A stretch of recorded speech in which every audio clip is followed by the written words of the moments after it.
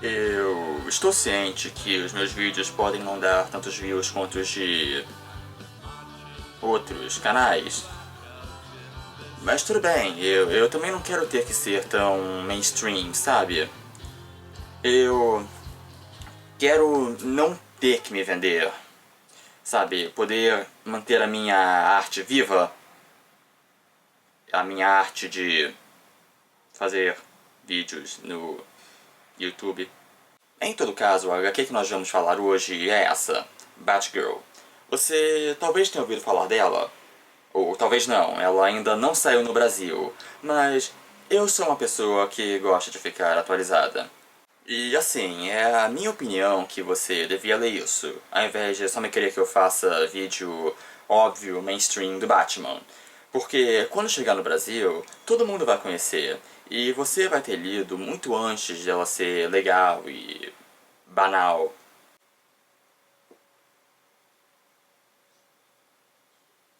Ok, eu não vou falar assim pelo resto do vídeo. Eu geralmente já tenho vontade suficiente de me bater no meu modo normal mesmo. Então, em todo caso, vamos falar sobre a HQ. Com o reboot dos 952 na DC, os editores decidiram que após mais de 20 anos como Oráculo, Bárbara Gordon ia recuperar o movimento nas pernas e voltar a assumir a identidade de Batgirl. As primeiras 34 edições foram escritas por Gail Simone, uma roteirista muito talentosa. Eu particularmente sempre preferi a Bárbara como Oráculo que como Batgirl, que eu sempre tive a impressão que era uma personagem meio boba, sabe, que surgiu na onda do seriado dos anos 60 e não se adaptava muito bem com outros tempos. Mas foi provado que com um bom roteiro e sensibilidades modernas, ela pode tranquilamente ser uma personagem legal e interessante. Quando Simone terminou a sua run, a revista foi assumida por Cameron Stewart, Brandon Fletcher e Bab Starr, que reformularam toda a série com uma nova identidade. A nova HQ parece menos com um spin-off do Batman e segue por um caminho mais leve, jovem, moderno, tecnológico e... tem uma palavra que eu tô procurando pra descrever, mas não me sai. Vejamos, na história, Bárbara se muda para um apartamento com outras garotas em Burnside, um bairro de Gotham jovem, boêmio e suspeitamente parecido com o Brooklyn, onde todo mundo tem corte de cabelo estiloso. Ela vai pra festas, pega uns caras, acorda de ressaca, vai comprar café em um Starbucks pra xixi enquanto manda mensagens de texto pelo celular, quando de repente alguém grita: "Essa não! Alguém roubou o meu tablet!" E essa é a sua deixa para entrar em ação. Suas novas aventuras envolvem raves, redes sociais, otakus do mal, artistas pretensiosos, aplicativos de encontro à la Tinder e, é claro, selfies. Acho que eu lembrei a palavra que eu estava procurando. Hipster. Esse é um quadrinho hipster. É hipster, é tão hipster. Sabe o quão hipster isso é? Muito. Mas afinal, o que é um hipster? Estamos tão acostumados com a imagem de bigodes e barbas extravagantes, camisas xadrez, óculos grossos e bandas obscuras, mas existe alguma coisa difícil de se apontar. É talvez um insulto da década e, ironicamente, talvez, uma das palavras-chave da década. Ironicamente. Hipsters são como a força. Você reconhece um quando vê, mas é complicado de explicar. Bem, hora de começar. Intensa pesquisa em altas fontes para descobrir.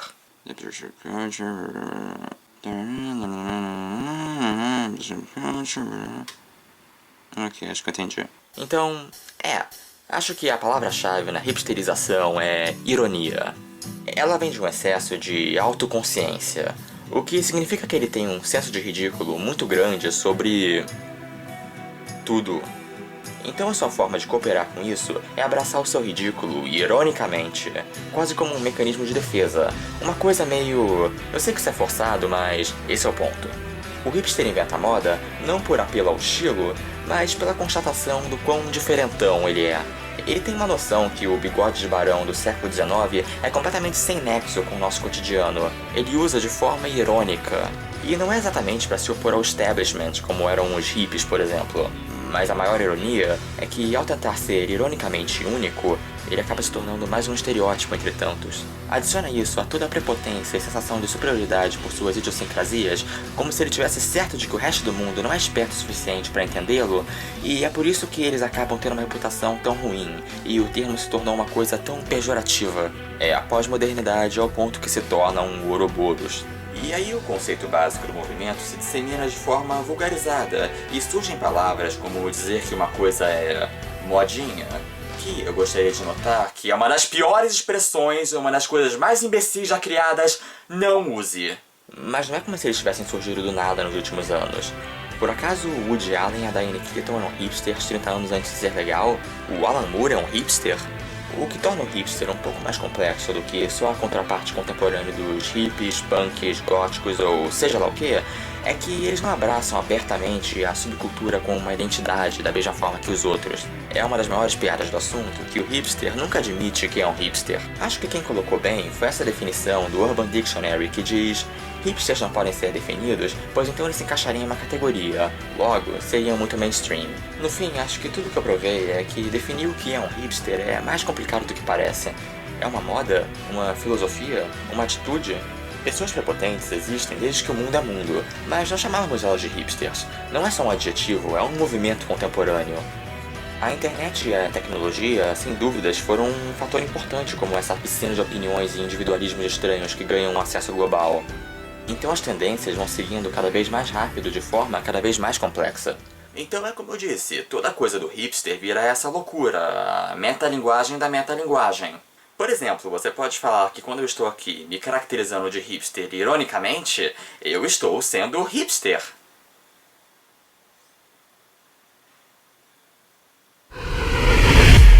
Meu nome é John e vamos falar sobre quadrinhos e outras coisas. Acho que a palavra-chave na hipsterização é ironia. Estão preparados para mais uma análise de 20 minutos sobre uma história em quadrinhos?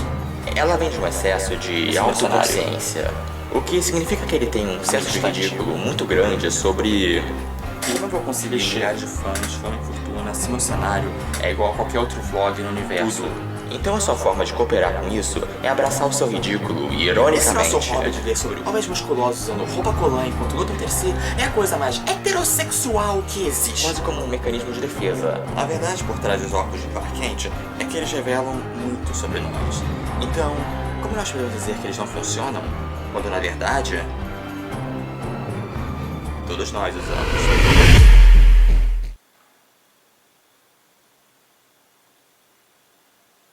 Oh.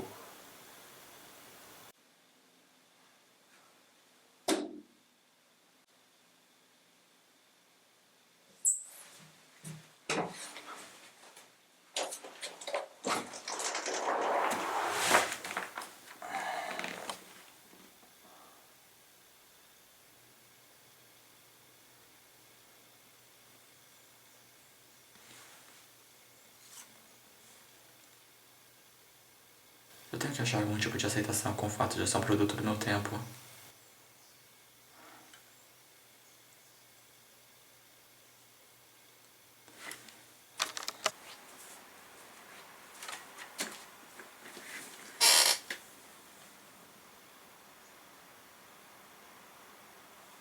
Nem tudo na moda é necessariamente irônico.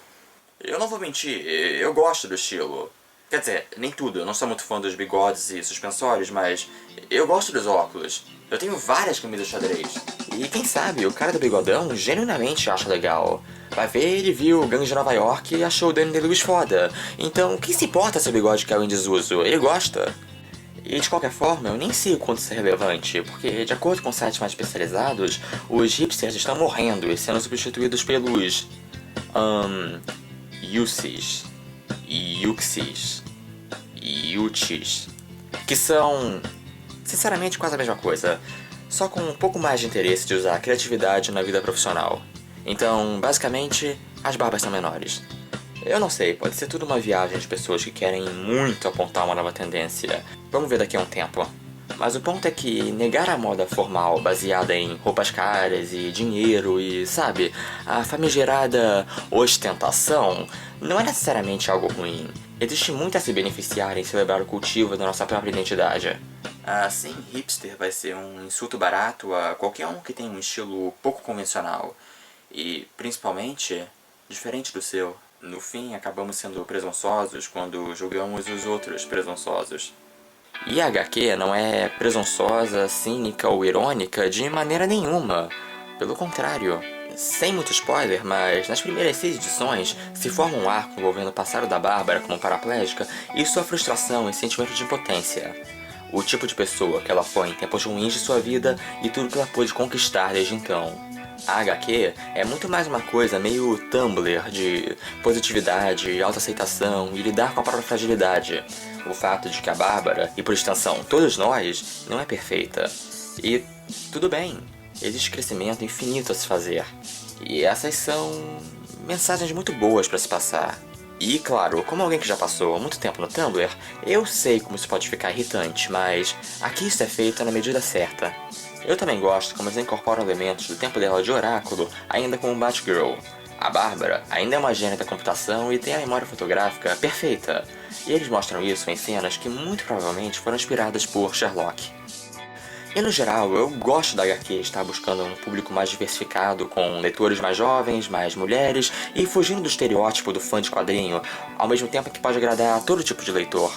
Toda essa nova tendência em quadrinhos da Marvel e DC é muito legal. Estão trazendo revistas com mais identidade e uma energia renovada. Eu acabei de pensar em outra coisa enquanto eu estava tendo uma crise existencial no banheiro. Será que em alguns anos essa HQ não tá fadada a ser terrivelmente, absurdamente datada? É tudo muito moderninho agora, mas será que não vai seguir o caminho dos hippies? Da discoteca? Do mullet? Bem, sim, mas isso não é necessariamente um problema. Algumas coisas são boas porque são atemporais, mas, por outro lado, algumas coisas precisam ser datadas. Nós precisamos de filmes como Easy Rider e Os Embalos de Sábado à Noite. São como uma cápsula do tempo, uma autêntica representação do que era legal na época. Acho que em alguns anos, toda a estética da HQ vai sofrer um backlash gigante e muita gente vai manter distância dela com uma certa vergonha.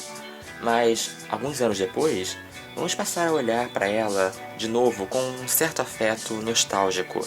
Eu lembro que no meio dos anos 2000 nós praticamente tínhamos vergonha dos anos 90. Agora nós somos obcecados pela nostalgia da década. Eles viraram os novos anos 80. E por mais que a HQ se cerque totalmente da moda contemporânea, ela não é sobre isso.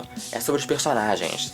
E se os personagens forem bons, o roteiro for bom e a arte for boa, vai ser uma boa cápsula do tempo para retornar no futuro. Então, manda ver, Bárbara.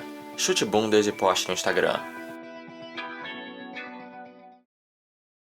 Então, aprendemos alguma coisa hoje, crianças? Na história de hoje, aprendemos uma lição muito importante. Tenha o seu próprio estilo e identidade, mas também não se ache melhor que os outros por isso. Mas também não se ache melhor que os outros só porque eles têm o seu próprio estilo e identidade. Então a moral de hoje é que você não deve ser um babaca. E que você deve se inscrever no canal, curtir o vídeo, compartilhar e comentar com a sua opinião educada. Até mais, amiguinhos!